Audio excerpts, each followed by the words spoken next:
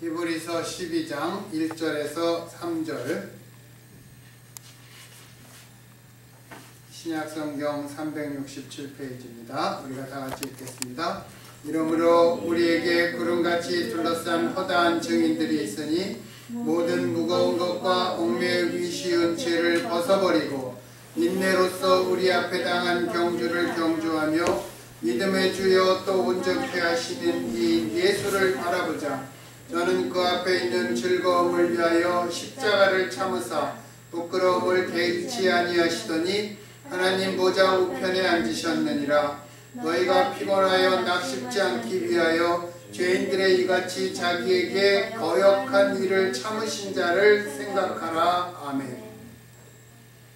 예, 우리가 지지난주에 이어서 우리가 히브리서 12장 1절에서 3절까지 한 절 더 읽었습니다. 우리가 말씀을 함께 나누겠습니다. 우리가 다 잘 아는 대로 히브리서 11장을 믿음장이라고 합니다. 믿음의 선조들이 어떻게 신앙의 마라톤을 달려왔는가, 그것을 보여주기 때문에 믿음장이라고 하는 것입니다. 그리고 이어진 히브리서 12장은 우리가 믿음으로 달려갈 길이 마라톤 인생임을 가르쳐 줍니다. 그런데 이 마라톤은 외롭게 우리 혼자 달리는 마라톤이 아닙니다. 구름같이 둘러싼 수많은 믿음의 증인들이 응원하고 있는 마라톤입니다. 우리는 살아가면서 어려운 상황을 만나면 모두가 외롭고 힘들어집니다. 우리의 마음은 정말 바늘 한 점 꽂을 데 없을 정도로 그렇게 마음이 각박해지는 것입니다. 그런데 우리를 응원하고 있는 믿음의 증인들도 우리처럼 많은 어려움을 극복하고 잘 달려서 이제는 머리에 영광의 면류관을 쓰고 우리를 응원하고 있는 것입니다. 사람은 누구든지 살아가다 보면 삶에 무거운 것들이 있습니다. 저마다의 아픔과 고통이 있고 다른 사람이 대신 져줄 수 없는 나만이 감당해야 될 고통이 있습니다. 지나고 나면 덧없는 세월이지만 나만이 져야 하는 삶의 무게는 왜 그렇게 무거운지 모르겠습니다.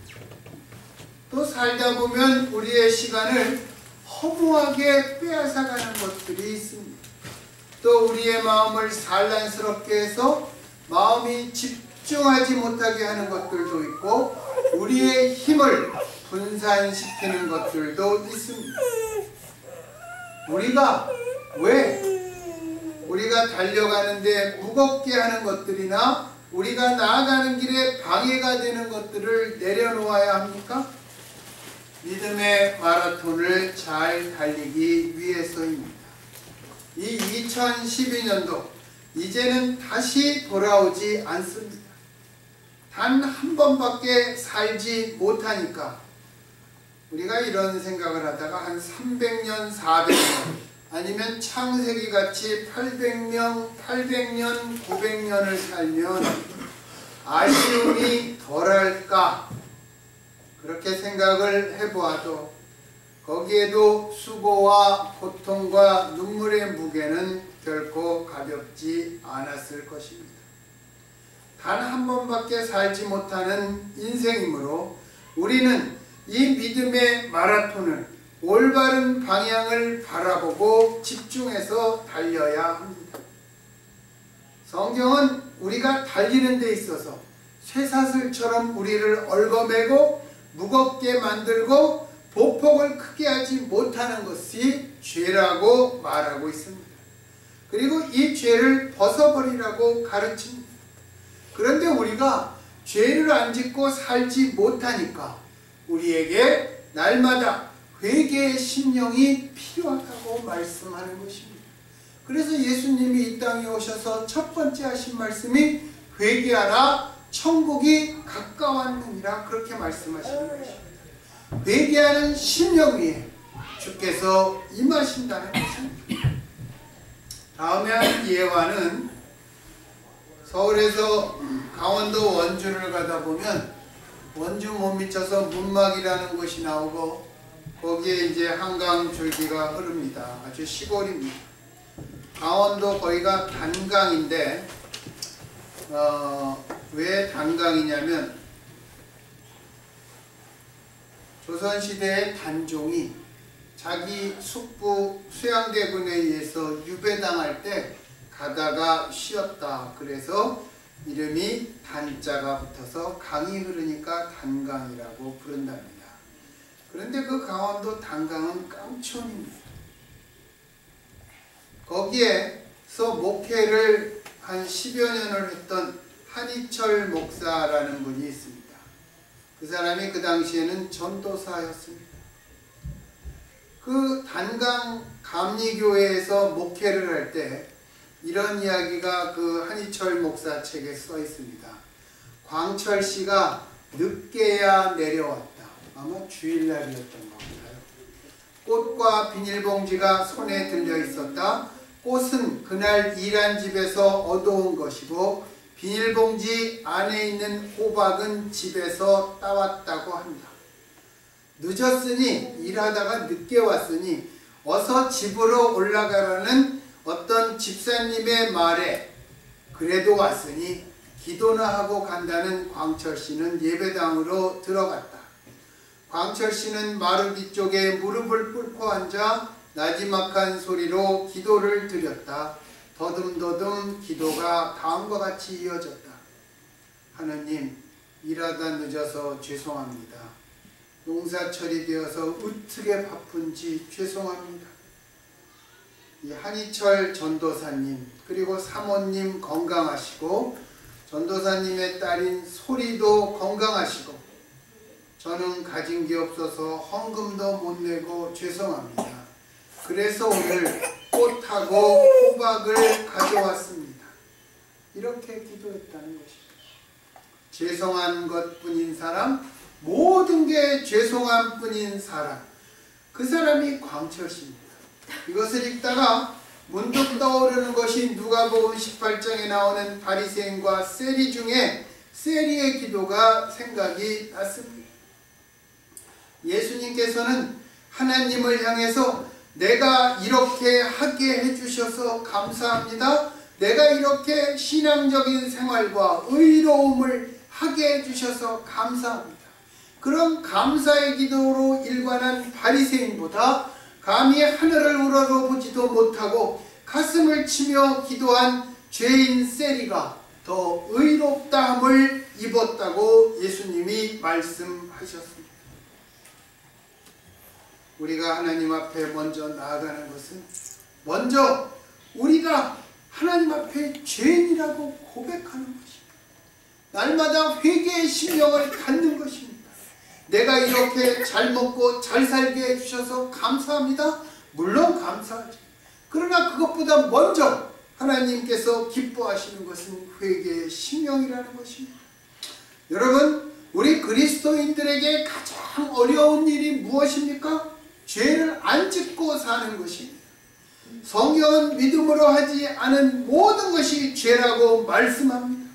그런데 우리는 그 말씀처럼 살지 못하니까 못한 만큼 날마다 회개의 심령으로 하루를 시작해야 하는 것입니다. 우리가 지지난주에도 이 말씀을 하면서 마라톤 얘기를 했습니다. 마라톤 선수들이 달리다가 첫 번째 고비가 15km 정도에서 온다고 합니다. 이제 그 고비를 넘으면 30km까지는 제대로 달리지만 이제 30km 정도에 오면 정말 온 전신에 피로가 몰려오고 도중에 그냥 주저앉고 싶어진답니다. 30km를 넘어가면 육신적으로 너무 힘에 부치니까 그때 이 선수들이 마음속으로 내가 왜 이 마라톤을 뛴다고 이 고생을 하고 있나? 이번만 뛰고 나면 다시는 뛰지 않겠다. 이런 다짐을 한답니다. 마라톤을 할 때마다 30km에서 35km 사이에 그 생각이 몰려온다고 하는데 마라톤에서 몰려오는 피곤과 낙심이 경주를 방해하고 우리 믿음의 마라톤에서도 마음을 갈등지게 만드는 것들이 있습니다.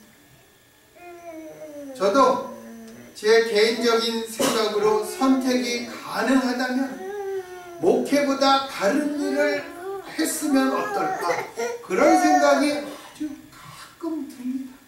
상황이 쉽지 않고 넘어갈 자신이 없기 때문입니다. 이처럼 신앙의 마라톤에서 피곤과 낙심이 몰려올 때가 누구나에게 있다는 것입니다. 그럴 때마다 신앙의 선배들이 어떻게 달렸나를 찾아보고 생각해보면 항상 돌아오는 대답은 내가 지금 겪는 어려움은 그분들에 비하면 아무것도 아니란 생각이 듭니다. 1960년 로마 올림픽과 1964년 동경올림픽 마라톤에서 우승한 이디오피아의 아베베 선수가 한국에 와서 마라톤을 뛰었습니다.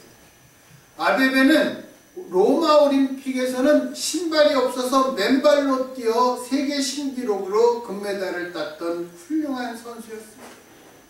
한국은 예전에 외정시대 때 한국 사람들이 마라톤을 잘했다고 그러는데 그때 내린 결론이 고추장을 많이 먹어서 마라톤을 잘 뛴다, 그렇게 결론을 내렸다고 합니다. 그래서 마라톤 선수들은 고추장을 많이 먹었다고 합니다. 그러나 그 후에 세계적인 선수들이 15km 또 30에서 35km의 힘든 구간을 어떻게 극복해서 달리는가를 자세히 연구하고 과학적으로 훈련을 하니까 우리도 1992년 바르셀로나에서 황영조 선수가 금메달을 땄고 그 다음 올림픽에서 아틀란타 올림픽에서 이봉주 선수가 은메달을 땄습니다. 이처럼 우리도 믿음의 선조들이 어떻게 그 힘든 여정을 통과하였나를 연구해보고 비교해보고 적용시켜보고 안되면 다시 해보는 노력과 시도가 필요한 것입니다. 히브리서 11장을 보면 믿음의 첫사람으로 아벨이 나옵니다. 제가 처음에 아벨을 보고 참 궁금했어요. 아벨은 우리 그리스도인들에게 아벨이 과연 한 일은 무엇이었을까? 아벨은 어떤 그 컨트리뷰션을 하였는가? 세상적인 그러한 잣대를 보면 가인은 승리자고 아벨은 패배자입니다. 인간의 역사는 가인의 역사로 흘러가는 것입니다. 그런데 하나님은 아벨의 예배를 받으셨습니다. 분명히 이 세상적인 기준과 하나님의 잣대는 거기에서부터 다르다는 것입니다. 그리고 마땅히 달라야 하는 것입니다.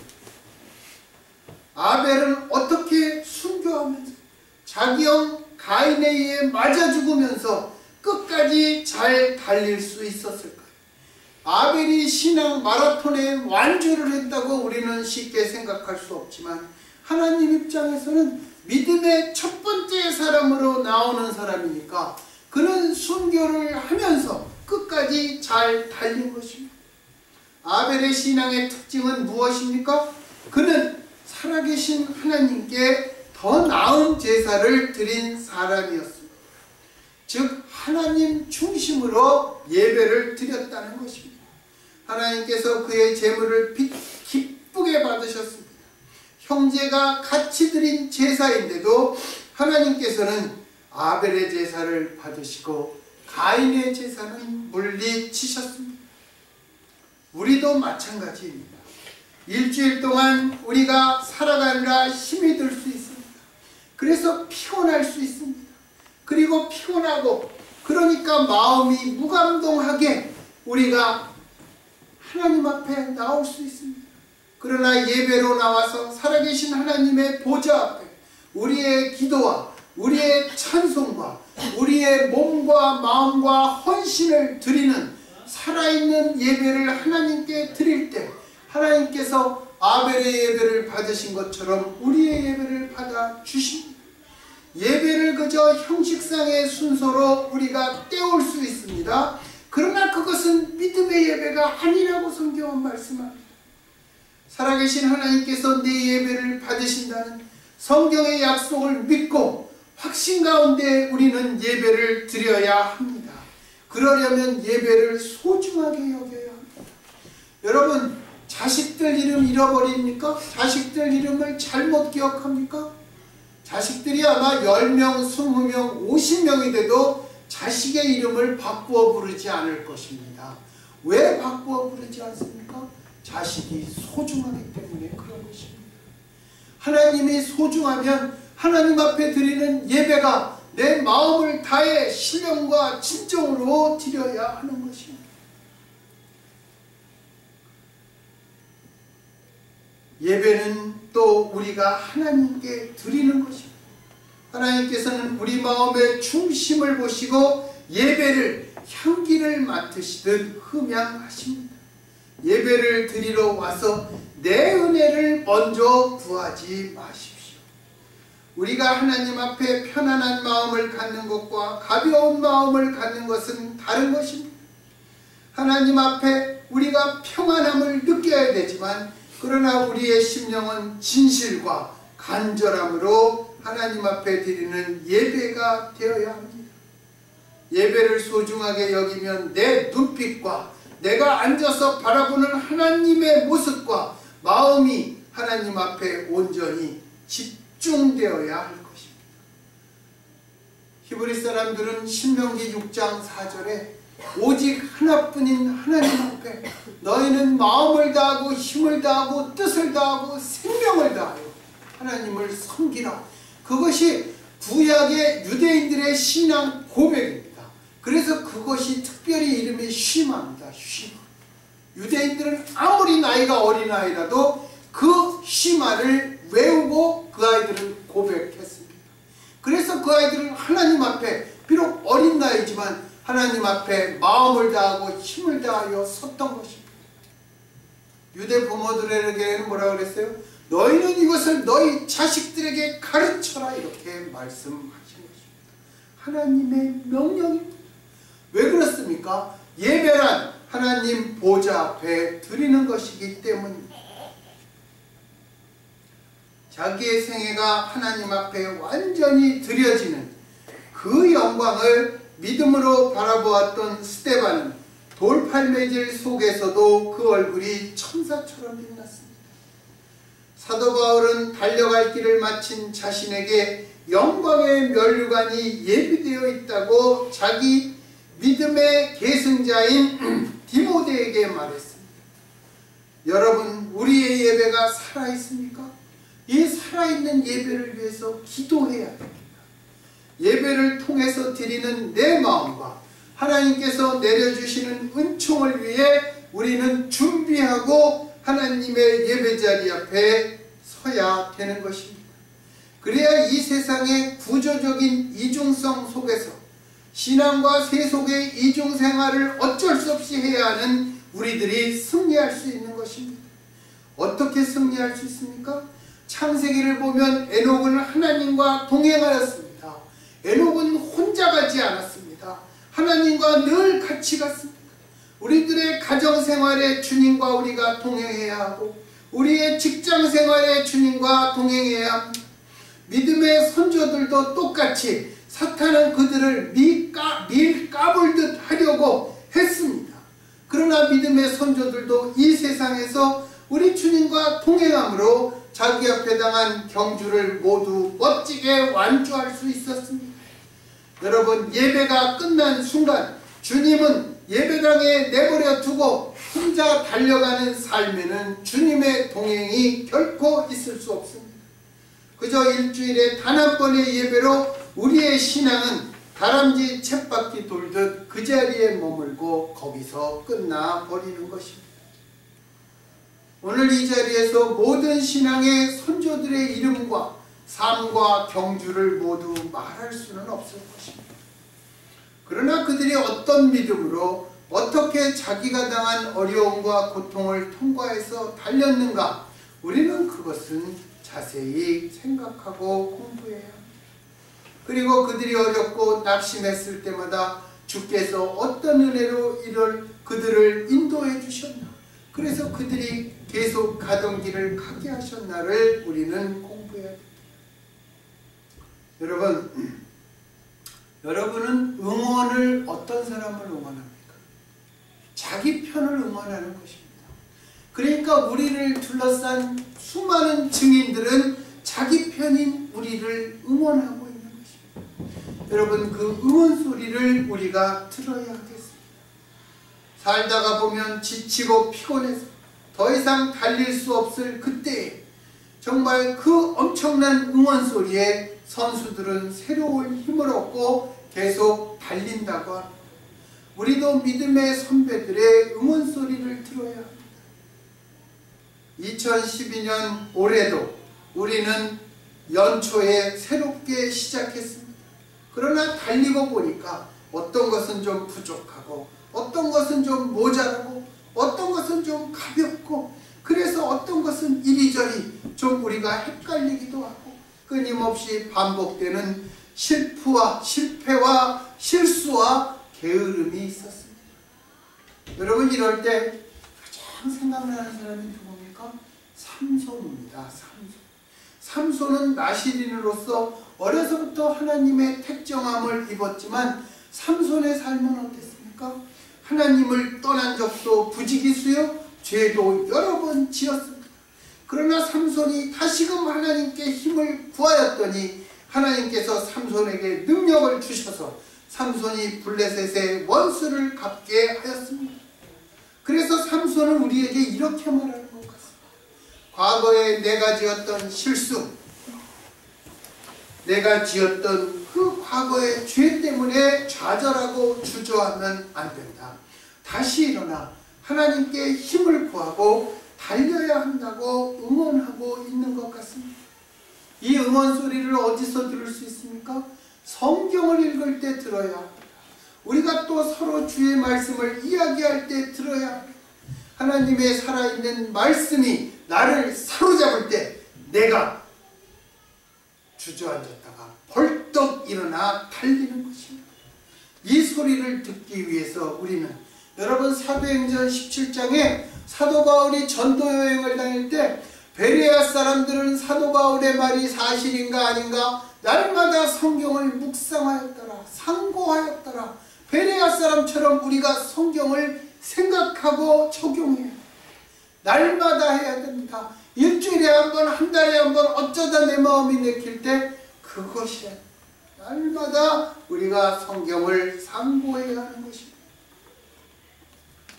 마라토너들이 달릴 때 오직 자기 눈앞에 보이는 지점이 고린 지점입니다. 우리 크리스찬들도 마찬가지입니다. 우리가 달리며 바라봐야 할 대상은 오직 예수 그리스도 뿐입니다. 그분이 누구입니까? 우리의 믿음의 대상이십니다. 그분이 누구십니까? 이 땅에 낮게 오셔서 우리와 함께 사시면서 믿음의 완성된 길을 보여주신 분입니다. 그럼에도 그분에게는 많은 고통이 있었습니다. 많은 장애물도 있었습니다. 또 그분 앞에 십자가라는 부끄러움이 있었습니다. 여러분, 우리가 오늘날 이 십자가를 우리가 영광의 십자가로 보지, 예수님 당시의 십자가는 가장 나쁜 죄를 저지른 사람들을 가장 비참하게 죽이는, 정말 우리 집안에 십자가에 달려 죽은 사람이 났다면 그것은 가문의 수치와 같은 죽음이었습니다. 그 십자가라는 부끄러움을 당했습니다. 그러나 그 모든 부끄러움과 고난과 정말 장애를 인내로써 감당하셨고 십자가 너머에 더 큰 영광을 바라보시고 끝까지 참으셨습니다. 이 말은 예수님께서 우리의 모범이라는 말입니다.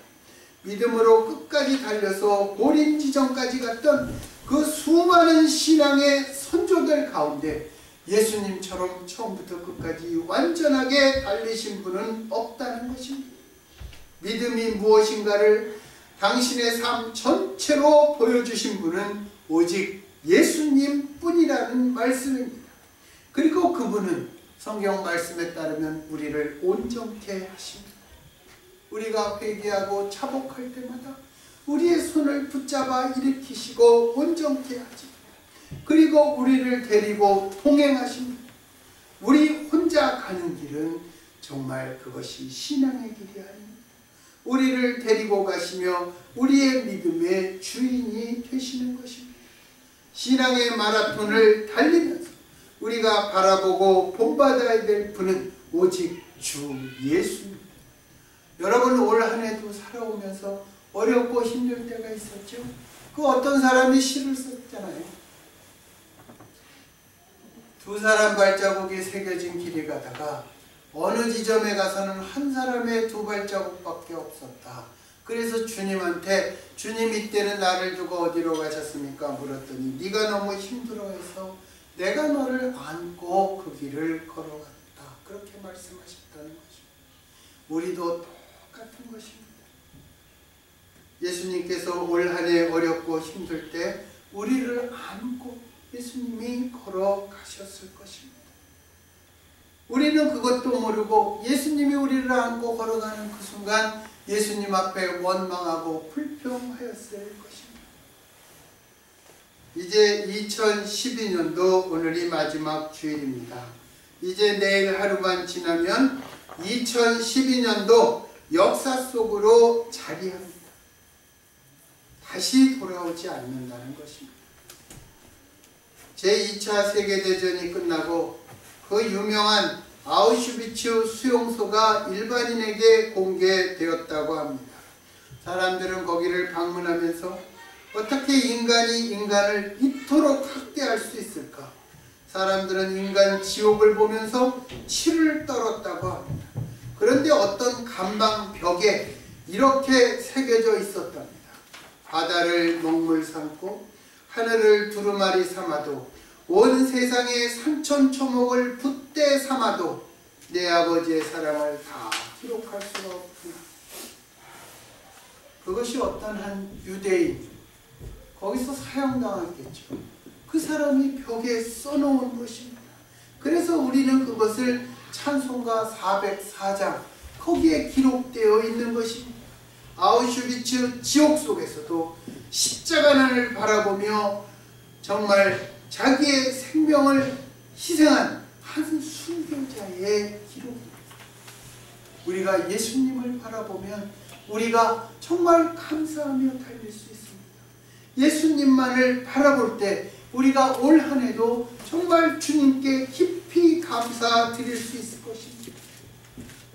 우리의 깊은 감사와 찬송, 부끄러운 가운데도 하나님의 인도하심을 고백할 때 말 부유로우셔서 십자가 너머의 하나님의 영광을 바라보시고 십자가에 달리신 우리 주 예수 그리스도 이름으로 정말 우리가 이 연말 세모에 하나님 앞에 감사하기를 간절히 축원합니다. 기도하겠습니다.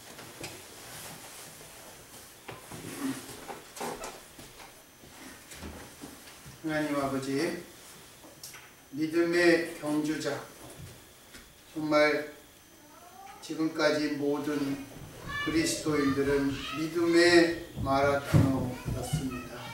저희들도 그 길을 달려가고 있습니다. 왜 어렵고 힘든 것이 없고 고뇌와 갈등이 없겠습니까? 그러나 성경에 보면 정말 우리보다 더 힘든 그러한 여건 속에서도 믿음의 경주를 완주한 사람들, 연료관을 쓰고 우리를 응원하고 있다고 합니다. 응원하면서 우리가 실족할까? 우리가 그 자리에 돌았을까? 우리가 마라톤의 그 도로를 빠져나가 다른 곳으로 향할까? 그들이 염려하면서 우리를 힘차게 응원하고 있다고 합니다. 주님, 우리가 정말 성경에서 정말 이 응원 소리를 듣고 배우게 하여 주시고 우리가 말씀을 날마다 상고하면서 정말 우리 앞서간 자들 모두가 예수님이 데리고 가셨습니다. 우리도 데리고 가시는 예수님을 따라 우리가 이 믿음의 삶 2012년을 또 살았습니다. 부족한 저희들을 용서하여 주시고 모자란 저희들을 긍휼히 여겨 주시옵소서. 이제 2012년에 달리던 길 우리가 여기에서 완주를 마쳐야 합니다. 새롭게 새로운 한 해 우리 평생에 거쳐서 달리는 길이지만 2013년 우리가 정말 2012년보다 더 새로워진 정말 속사람의 믿음을 가지고 우리의 달리는 길이 새롭게 되게 하여 주시고, 우리가 주께서 여기까지 오래 하셨는데 못 갔을 것입니다. 그럼에도 불쌍히 여겨주시고 주님 앞에 감사와 찬송을, 우리가 정말 한 해를 달리느라 힘들었지만 작지만 우리의 깊은 마음속에서 찬양과 감사를 올리게 하옵소서. 예수님 이름으로 기도합니다.